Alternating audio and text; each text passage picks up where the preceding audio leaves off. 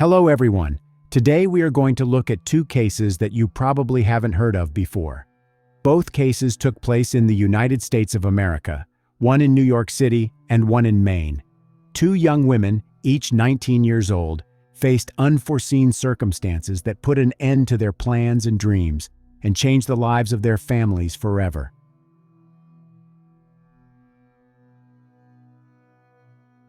"19-year-old Michaela Conley lived with her mother and stepfather in Bar Harbor. Bar Harbor is a town on Mount Desert Island along Maine's Frenchman Bay. It serves as a gateway to the mountains and cliffs of neighboring Acadia National Park. Michaela's father died when she was 4 years old. Michaela drove to Boston on Thursday, May 31, 2018, to pick up her friend Jaliek Keene at Logan Airport and then drove him back to Bar Harbor. Keene and Conley were schoolmates at Mount Desert Island High School. He graduated in 2015, while Conley was still a sophomore. Keene, who had played running back for the Mount Desert Island High School football team before graduating in 2015, had recently finished playing football for an amateur team in Serbia, the Kraljevo Royal Crowns, according to a friend and coach, and is believed to have been returning from Europe when Michaela Conley met him at the airport. She returned with him back to her Bar Harbor home the same evening on Eden Street, located directly across from the Connors Emerson School. At about 2 a.m., Michaela and Jaliek left the house and decided to go for a walk. Michaela did not return home afterwards. The next morning, Jaliek returned to Michaela's house and told her mother that he wanted to retrieve his cell phone and wallet, which he had left in Michaela's room. Michaela's mother, Danielle Timoney, was very surprised when she learned that Michaela had not been home overnight. Jaliek said that he and Michaela had a fight and he left her alone and left. Jaliek claimed that he had not seen Michaela after that. Michaela's mother contacted the police and reported her daughter's disappearance. The most reliable source of information is court documents. I will now read to you one such document that details what happened to Michaela. This is the testimony of a detective who was involved in the Michaela Conley investigation. Your affiant is Thomas Pickering, a detective with the Maine State Police, Major Crimes Unit North. Your affiant has been a detective since February 2012. I have personal knowledge of the facts and circumstances hereinafter related as a result of my own investigative efforts, as well as the efforts of other Maine State Police detectives and other law enforcement personnel, which had been shared with me as part of the investigation. The information stated in this affidavit is not all the information we have gathered in our investigation of this case, but I believe is sufficient to establish probable cause to believe that Jaliek Keene has committed the crime of murder on June 1, 2018 in Bar Harbor, Maine. Your affiant was contacted by the Maine State Police Bangor RCC on June 2, 2018 at approximately 11:32 a.m., reporting a missing person from Bar Harbor. Your affiant later arrived at Bar Harbor Police Department and learned the following information from Maine State Police Sergeant Jason Richards: that Michaela Conley, date of March 22, 1999, was reported to Bar Harbor Police Department as missing, that Michaela had left in the afternoon on May 31, 2018 to travel to South to pick up Jaliek Keene and a female named Natasha, that Michaela was last seen in the early morning hours of June 1 at her home by her mother, Danielle Timoney. Your affiant reviewed Bar Harbor Police Department reports regarding this investigation, that Michaela's mother, Danielle Timoney, reported Michaela missing on June 1, 2018 at approximately 1:04 p.m., that Michaela left her home located at 27 Eden Street in Bar Harbor, that Danielle reported that Michaela's cellular phone was located this morning on the property of the Connors Emerson School, that a school official gave Danielle a cellular phone, that Danielle identified the phone as belonging to Michaela, that a review was conducted of Michaela's phone, that there was a video was identified that was uploaded to Snapchat on June 1, 2018 at 2:19 a.m. from Michaela's phone, that a male named Jaliek Keene was identified in the video, that the video showed an area believed to be the playground at the Connors Emerson School.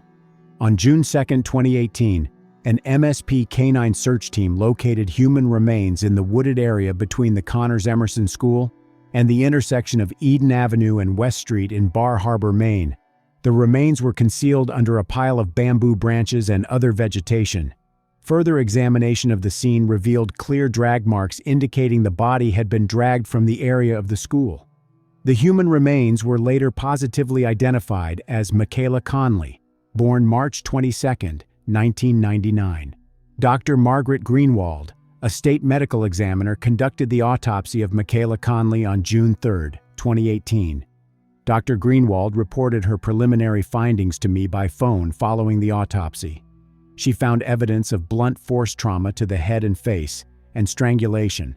Moreover, the body had multiple abrasions and contusions on the torso and extremities, indicative both of dragging as well as inflicted injury. There was also evidence of anal penetration with injury with contusions and lacerations to the anus and contusions inside the rectum. In her opinion, the cause of death is blunt force trauma and strangulation. The manner of death is homicide. Jaliek Keene was interviewed on June 2nd, before the body was found, by MSP detectives Jason Fowler and Paul White. In that interview, he admitted to being picked up by Michaela at Logan Airport and driving back to Bar Harbor with her. He stated that he stayed with her into the early morning hours at her home and in that vicinity. He stated that they both entered the nearby Connors Emerson School grounds around 2 a.m., a fact confirmed by my viewing of surveillance tapes gathered from the school, further discussed below. He stated they stayed together on the school grounds for about an hour, during which time they made out and had sex. Then she became upset. There was a physical altercation. He showed the detectives the scratches on his back he stated that she had inflicted on him. He stated he left around 3:30 a.m. and did not return. He stated he never saw her again. On June 3rd, I conducted a walk-through with Jaliek and then later interviewed him. At that time, he confirmed that they had had vaginal sex and added under my questioning that he had also had anal sex with Michaela and that this was the first time they had had sex. He continued to state that he left her on the school grounds at approximately 3:30 a.m. and that he never saw her again. He told me that he walked down to the shore near the Bar Harbor shore path where he waited for her for 4 hours. I, working with other detectives, was able to obtain the video surveillance footage from all the camera in use at the school. In viewing that footage, I was able to observe at 2:17 a.m. Michaela Conley and Jaliek Keene walking on the walkway that leads from Eden Street to the Connors Emerson School. Michaela and Jaliek walk off camera in the direction of the Eden Street side of the school where the playground is located. I then looked at other footage from a camera positioned on the Eden Street side of the building. The footage quality was poor due to low light conditions and cobwebs in front of the lens partially obstructing the view. It resembled night vision photography. Nevertheless, I was able to observe a person appearing to be Michaela come into view and be seated on the ground in an area that would have been very dark. I then observed at 3:36 a.m. a male appearing to be Jaliek appear at her side, and after some sort of interaction, he is seen picking her up over his shoulder and walking off with her as she is kicking with her feet. I then studied additional footage from the same camera taken the next morning in full daylight conditions. At approximately 7:05 a.m., I observed person come in and out of view running a lawnmower. Shortly thereafter, I observed on the footage Jaliek Keene come from around a row of bushes into the open, holding an apparently lifeless Michaela by her wrists, pulled over his back with her body draped on his back, and hastily dragging her across the screen toward the area where her body was later found. I observed that Jaliek was dressed in the same black clothes he was seen wearing earlier when they entered the school grounds, and also the same distinctive tattoo on his left arm that I had earlier observed on the video footage and when speaking with him. The video footage clearly contradicts Jaliek's claim that he left Michaela at the school grounds at 3:30 a.m. and never saw her again. At no point during my study of the surveillance tape did I observe the presence of any other male or female other than described above. Jaliek Keene was arrested. He was charged with several counts but pleaded not guilty. The trial took place in 2019. About 50 of Conley's relatives and friends crowded into the courtroom. On the other side of the courtroom, a smaller group of Keene's family and friends wore black t-shirts with a photo of Keene and "We all love you" in large letters. Prosecutor Meg Elam told the jury of 9 women and 6 men that Michaela Conley picked up Keene and 2 others from Boston's Logan International Airport on May 31, 2018, and then drove them back to Bar Harbor. Elam emphasized to the jury that Michaela did not know she would die within the next 18 hours. She added that Keene's DNA was found under Michaela Conley's fingernails and in her genitals after police discovered and examined her body. Michaela had virtually no chance to break free and escape, as Keene was much physically stronger. Michaela was 5 feet 4 inches tall and weighed only 93 pounds. According to the West Virginia University sports team's website, where Keene played college soccer, he was 6 feet tall and weighed 180 pounds in 2015. In a separate opening statement to the jury, Dawn Corbett, who is representing Keene along with attorney Jeffrey Tudeker, said prosecutors have circumstantial evidence against Keene but cannot prove he killed Michaela Conley. There could have been someone else on the school grounds who managed to avoid being recorded by security cameras, Corbett said. Items found on the playground, including cigarette butts and an empty booze bottle, never were tested by police in an attempt to identify other suspects, she said. They don't have any proof about how Conley was fatally injured or who was with her when she died, Corbett said. Circumstantial evidence doesn't lead to proof beyond a reasonable doubt. It leads to guessing. Elam, giving her opening statement before Corbett, told the jury how Conley and Keene, who had known each other since grade school, went to Conley's mother's house on Eden Street, directly across the street from the elementary school. When they arrived in Bar Harbor around 1 a.m., Conley and Keene left, and her mother never saw or heard from her again, Elam said. Keene went back to the house the next morning and said he left his cell phone there the night before. When Conley's mother went up to her daughter's room to retrieve it, she realized that Conley wasn't there. When she asked Keene where her daughter was, he told Conley's mother he had last seen her on the school grounds around 3:30 a.m. Later that morning, staff at the school contacted Conley's mother to tell her they found Conley's cell phone on the school's playground. Later that morning, they also found Conley's shoes outside the school. After a search began in earnest, with Conley's friends and police involved, Keene continued to tell people he last saw her at the playground. The defendant even participated in the search, Elam said. He pretended to look for Michaela Conley when he already knew where her dead body lay. The victim's stepfather said Keene started off as Conley's friend, but turned out to be a wolf in sheep's clothing. "I am beyond broken. I am broken beyond repair without my girl. This is my life sentence. Jaliek Keene has broken our family," Conley's mother, Danielle Timoni, said. Keene decided to testify on his own behalf. He was played video recorded on the school grounds of Connors Emerson School, allegedly showing himself carrying Conley's lifeless body and then washing himself in a water spigot. Keene said he did not recall the events shown in the video. Keene was questioned by prosecution and defense attorneys. He says that night, he had been awake for roughly 36 hours following an international flight from Serbia, where he played football. Keene says he does not recall the events of that morning until going to Conley's home, where he left his phone and wallet. In speaking on his own behalf, Keene told Judge Murray he disagreed with one point of the case, saying that he loved Michaela but was never in love with her, as was previously stated. Keene then read a written statement admitting to causing Conley's death and said that is why he tried to commit suicide, saying he wished he could trade his life for hers. He said he would never intentionally harm any of his friends, but would take a bullet for them, and seemed to ask for the death penalty rather than rot in jail for years. Keene also said no one knows what happened the night Michaela was killed. In May 2019, a jury found Keene guilty. The verdict was announced on September 11th. During the sentencing, Judge Murray said Keene's lack of willingness to take responsibility for Conley's death, despite the video evidence, was chilling. Judge Murray said it was also chilling how Keene could show his face to Conley's mother, feigning concern for her daughter just minutes after killing her. 22-year-old Jaliek Keene was sentenced to 58 years for murder and an additional 30 years for... Both sentences will be served concurrently.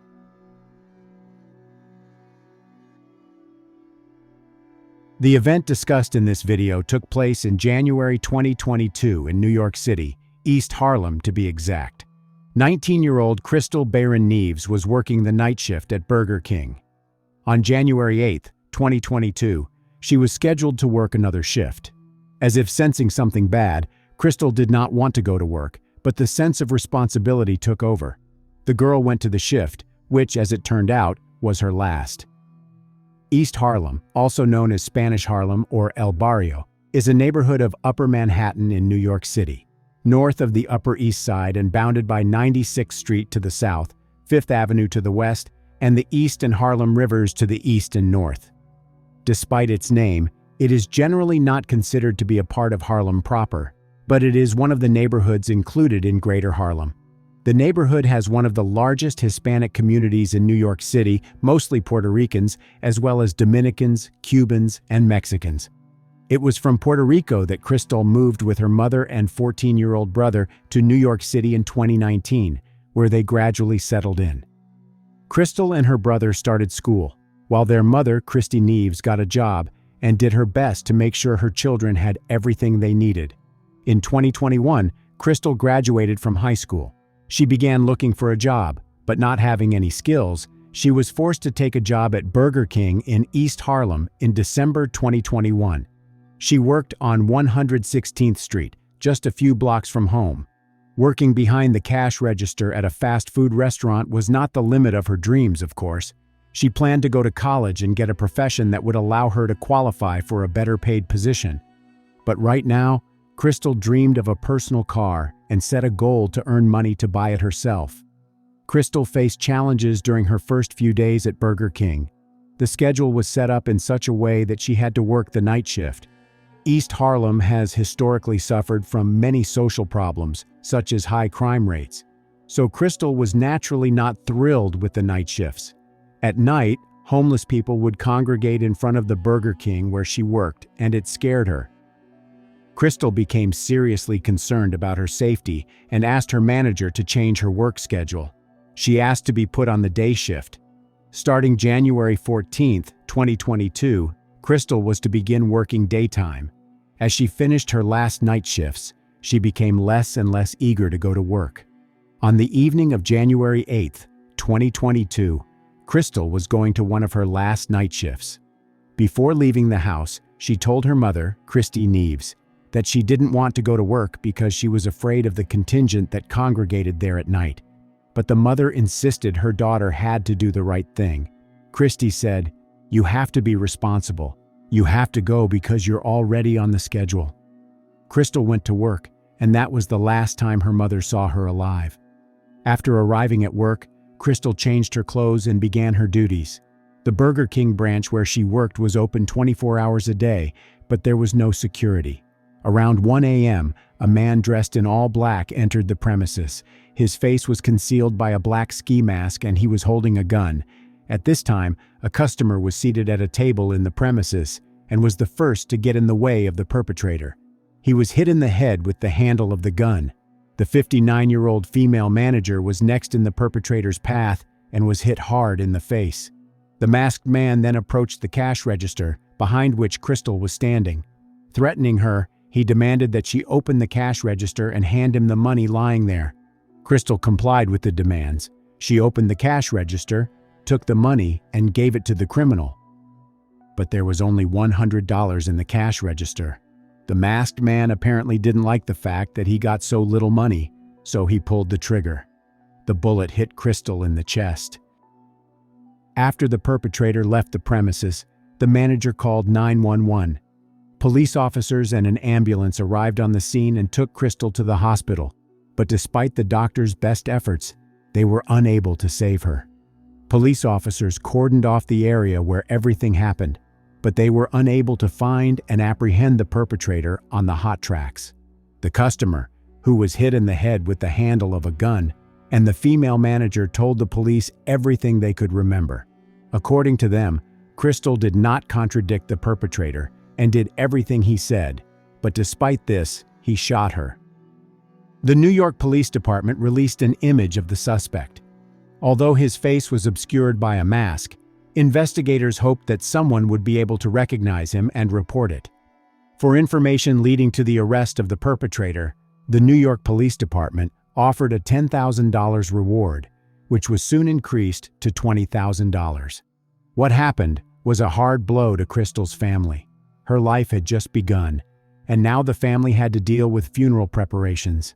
A makeshift memorial was organized outside the Burger King building, where concerned people lit candles and brought flowers.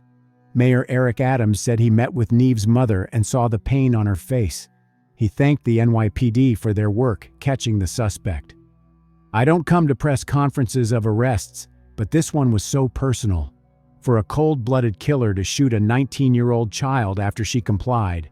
We have been saying this over and over again. There are too many guns on our streets," Adams said.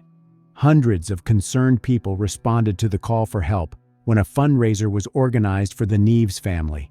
Christy Neves decided to bury her daughter in her homeland of Puerto Rico. The fundraiser was closed when donations reached the $45,000 mark.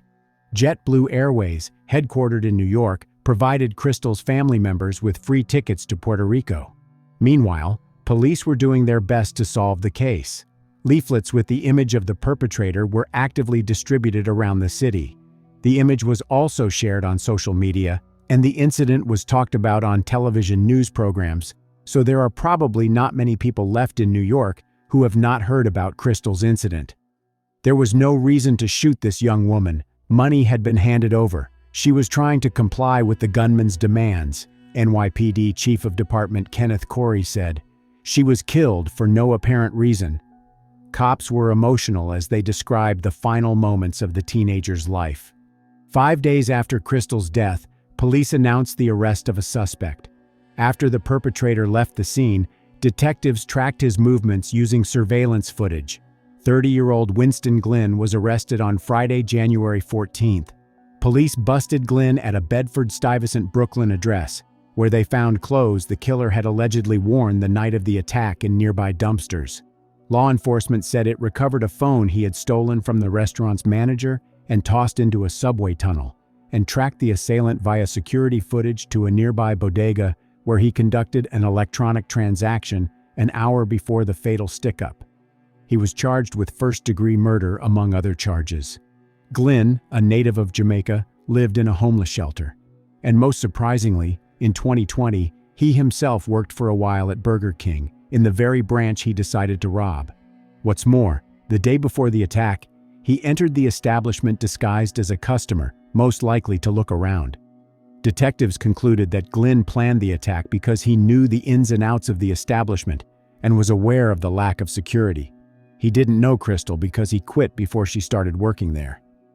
Winston Glynn screamed at the crowd of angry onlookers as cops led him out of the police station in handcuffs and shackles. "Where's our reparations for 400 years of slavery?" Glynn asked. He then shouted at the top of his lungs, "America is gonna burn!" A group of onlookers gathered outside the station and hurled obscenities at the suspect as he was led from the station. During the arraignment in the courtroom, Glynn repeatedly called the judge a liar. "Liar? You didn't see the judge, liar?"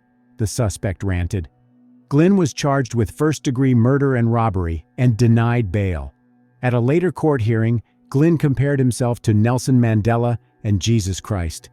"What happened to Nelson Mandela? What happened to Jesus? They were innocent," said Glynn. "I want to be a leader and all that. A lot of people are jealous, you know."